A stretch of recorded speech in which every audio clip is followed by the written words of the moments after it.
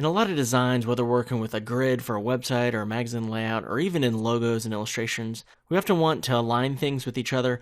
One way to do that is with a grid or guides. In order to insert custom guides, we need the ruler up here and over to the side. So if you don't have that, just go to View, and then Rulers, Show Rulers, or the Control R on the PC or Command R on the Mac. And to insert a guide, you just have to hover over with the mouse over the ruler, click and drag it down, and then you'll insert one. And then if you go over the left-hand side, hover over, click and drag, you can insert another one as well. Now, if you're hovering one over and you click and drag from the top, and you hold Alt on the PC or Option on the Mac, it'll switch to a vertically oriented guide instead of horizontal, and vice versa.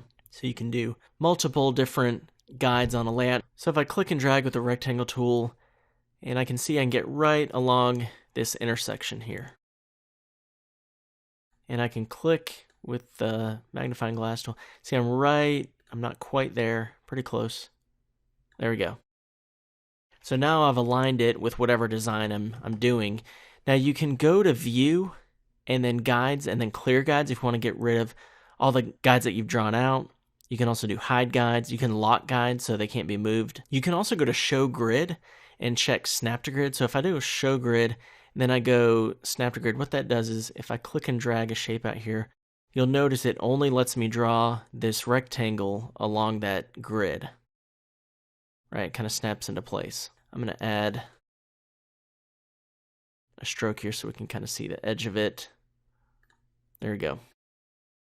And if you don't want to see that grid, we can go to View, Hide Grid. And you can also turn off Snap to Grid. And I'll add a stroke to this one. Another thing to be familiar with is Smart Guides. So if you go to View, and I have Smart Guides checked, if I uncheck that, and I want to draw another shape up here, notice there's no green text coming up or lines or whatever. I just click and drag some shapes out, and I don't know if it's aligned. If you go to View and then Smart Guides and make sure it's checked, and that's Control U on the PC or Command U on the Mac, now I get these little intersect words, right? What it's saying is now I'm perfectly centered with this shape here, or with the top of some of these. So this has a lot of shapes over here. So let me just delete all that out here. So now if I try to draw a new one, you notice there's a green line there, a green line there, and a green line there. That's because I'm perfectly aligned with the bottom of the one over there. So now I have to measure it. And then I'm perfectly aligned with the top one there.